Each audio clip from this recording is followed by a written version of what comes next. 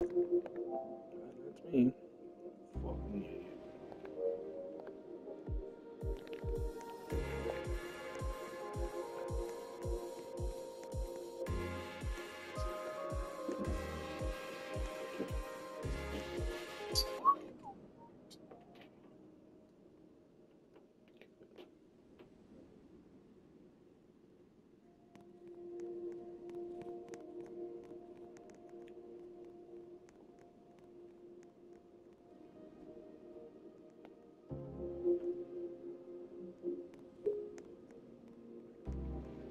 Is the Pope Catholic? Yes. And now so is Candace Owens. Why is everyone turning to Christianity? And is it true that Christianity is responsible for more wars and death than any other faith and militarism and globalism put together?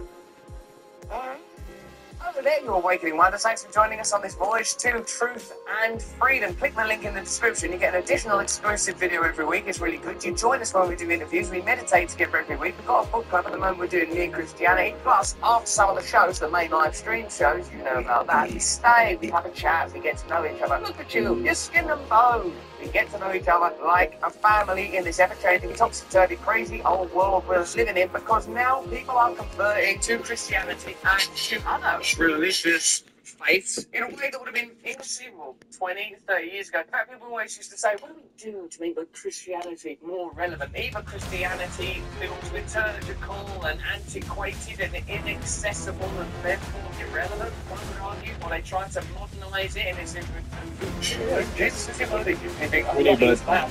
it's good.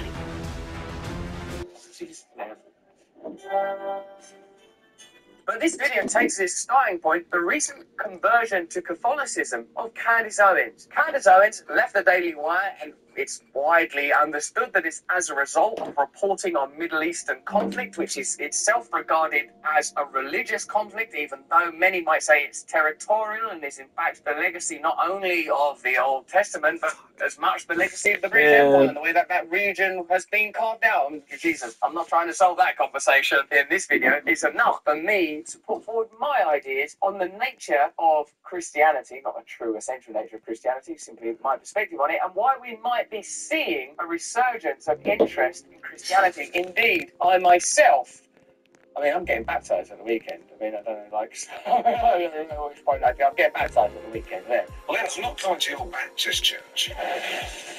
Let's get people on the down. So I'm pretty interested in Christianity. There, I've told you. I wasn't going to tell you, I've told you. So let's look at Candace's conversion. We'll talk a bit about my experiences with Christianity.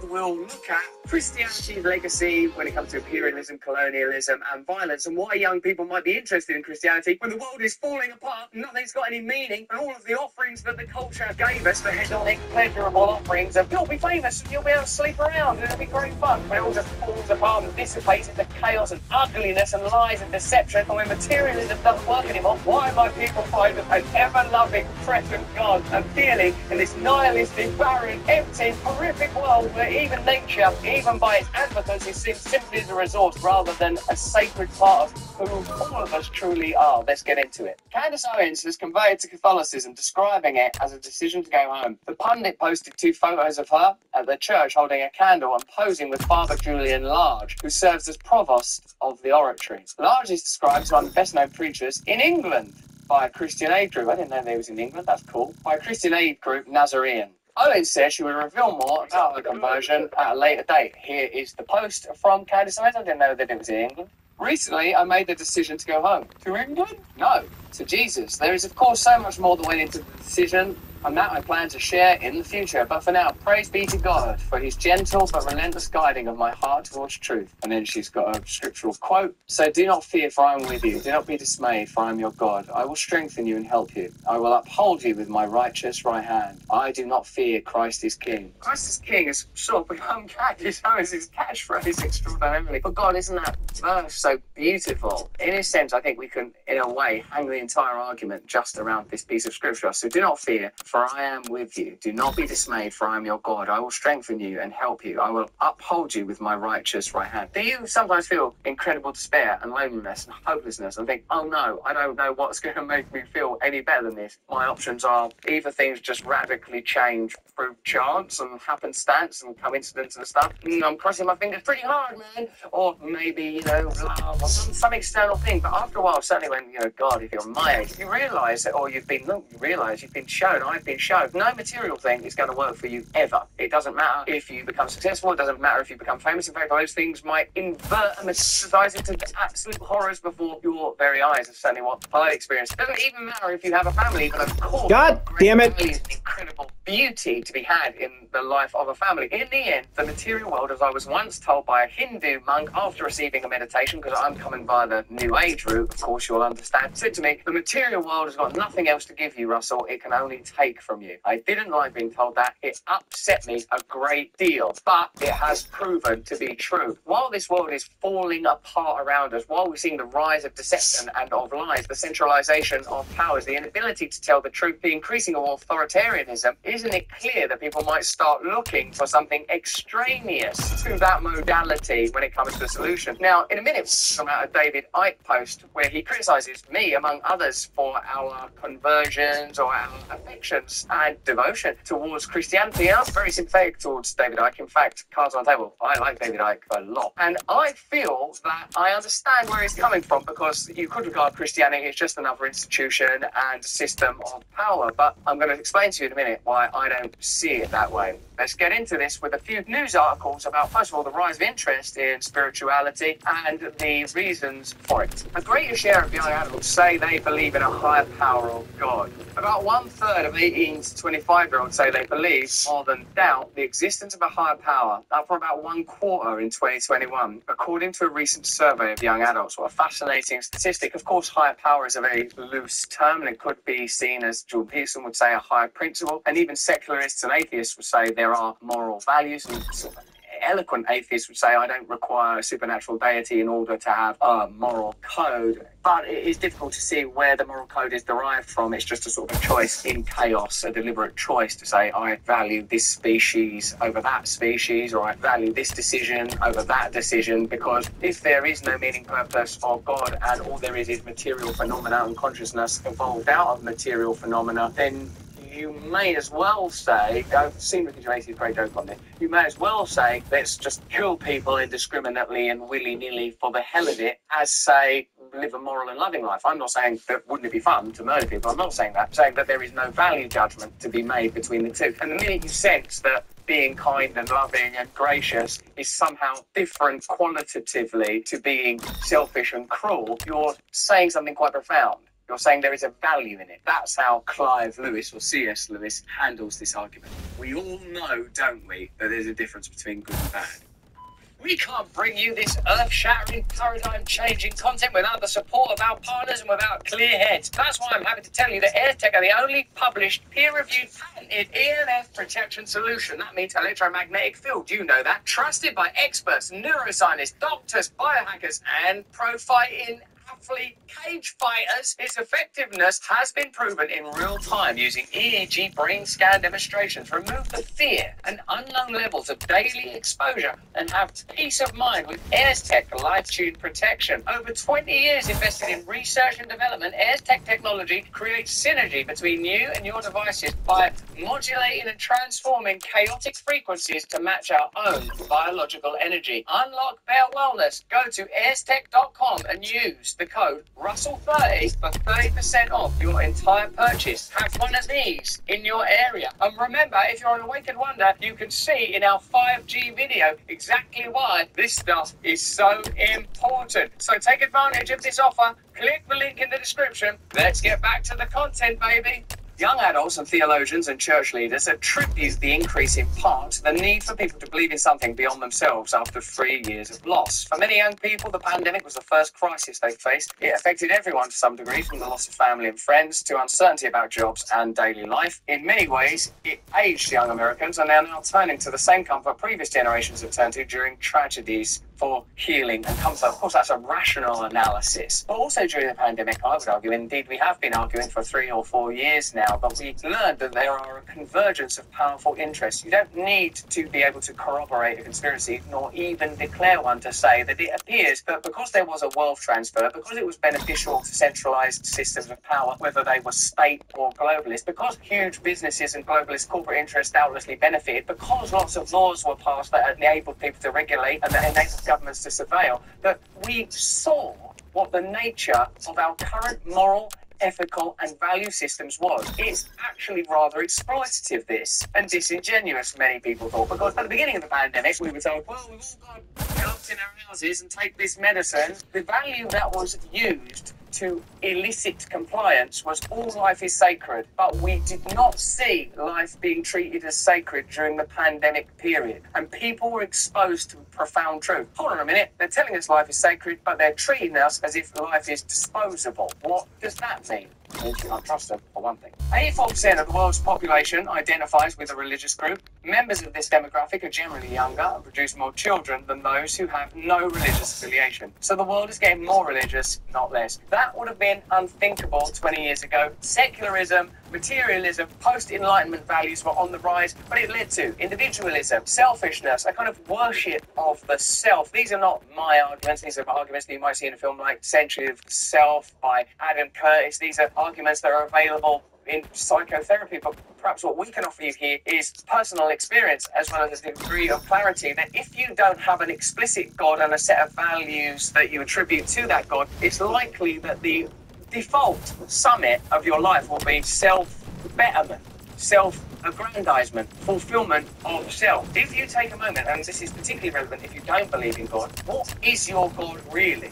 Is your God what you want and what you fear? Because your life is not purposeless. You're not like this. I don't care what happens. I might do nothing. I might do this. You're not randomly choosing things. There is a system of values that's guiding you. And the default, and I think this is very useful and beneficial for power, is to serve and protect the self. It's really difficult, I'm speaking for myself, to wrench yourself away from self-fulfillment, to not think, I would like pleasure, I want to avoid fear, I want to be admired, prestige, power, many, many P's, sadly. This becomes the default value system. Now, what you require in order to overcome that is something more powerful than that. Where will you find something more powerful than the fulfillment of yourself? It could be a family for some people, it could be a job for some people, it could be a project, it could be cars, it could be almost anything, but in the end, unless it has some essential value, it will show itself to be a full cycle.